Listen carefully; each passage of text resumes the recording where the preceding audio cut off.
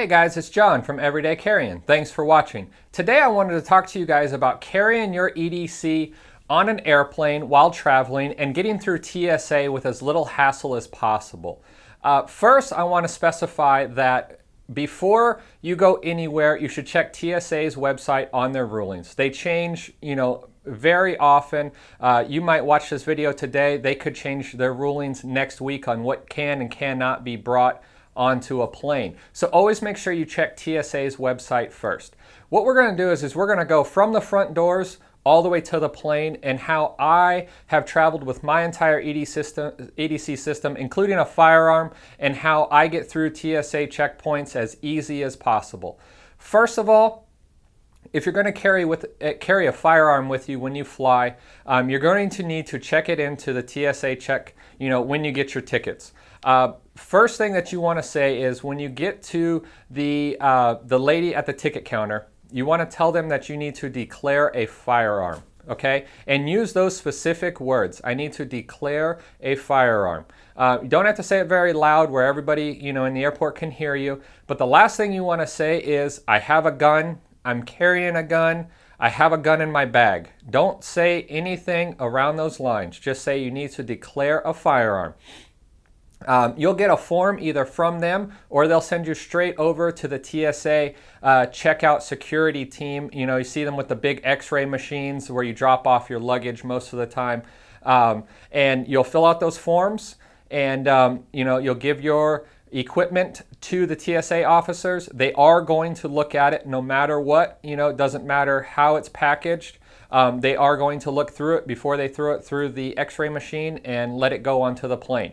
So here's how I package my firearms. Number one, ammo and firearms need to be in separate cases. They both need to be locked with TSA locks. So first, separate everything. I don't even put ammo in the magazines that I'm going to carry. It's just one less thing that I might have to hassle with. So I put all my ammo in one box, lock it with a TSA locks, take my firearm box. I usually field strip my pistol, put it in the box. I put it in my bag. Make sure that you have a case that has one of the wire locks, like a long bike chain lock that you can put around the frame of your gun through the cases that you're carrying your firearm in to secure it to your bag. The last thing you want is somebody to be able to quickly open your bag, grab the case, and walk away with a firearm. So make sure it's secured to that.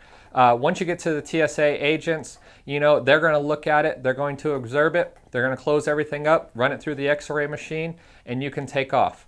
At this point too, since no blades of any type are allowed into the airport, if you're going to carry a knife with you, a multi-tool, anything that has a blade, go ahead and put it in your bag. I usually put it in the same gun case that my firearm is in, and I let it go. So I'm done with firearms or any types of blades. Moving on to the TSA checkpoint lines where you got to take off, nowadays it feels like you got to get naked, but your belt, your shoes, take everything out of your pockets. The first thing that I do, any EDC items that you carry in your pockets, albeit a flashlight, a pen, anything like that, if you're carrying a bag with you, a backpack, a messenger bag, go ahead and put all that stuff into the bag. It just seems to make it a little bit easier than putting it on the conveyor belt tray, because then they want to take a little closer look at it. When it comes to pens, remember pens, flashlights, anything that might be considered a weapon. Remember, TSA is an organization that is built of individuals. You will get some guys that, look at one, a pen that might have like a crenulated edge on it that is used as a defensive tool. They might look at something like a flashlight that has a crenulated bezel, not think anything of it, and let you walk right through. You could come back the same exact day with another person at the x-ray machine and they could stop you. They could, strip search you. They could take your items that they think they deem to be a weapon and just take them from you. So it's really based on an individual's opinion on what they feel might or might not be a weapon. So always keep that in the back of your mind when you're traveling, with anything like a pen, with a flashlight, If you guys carry any, maybe self-defense like rods or anything, that is subject to somebody's opinion on if they're going to let you on the plane with it or not. If you think it might be something that's iffy, go ahead and put it in your checked bag so that when you land, you have your entire EDC system with you.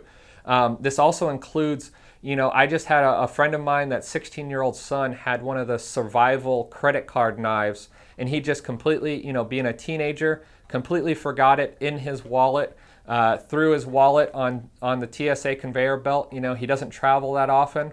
It went through, and he actually had a knife, in the credit card. We couldn't even believe it went through. But that was just that TSA agent for the day. I'm sure if I was carrying it, being a bigger guy, I would have been, strip shirts on the side and probably, spoke with a police officer or something. So just keep in mind that as you're going through that line, you want to minimize the amount of things that are on you. You might even want to, make sure that all your pockets are empty one last time.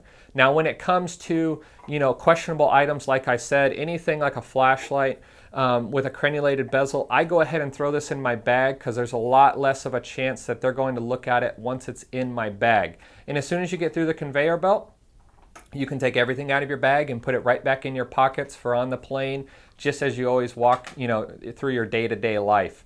So that's how I get through the security checkpoint line.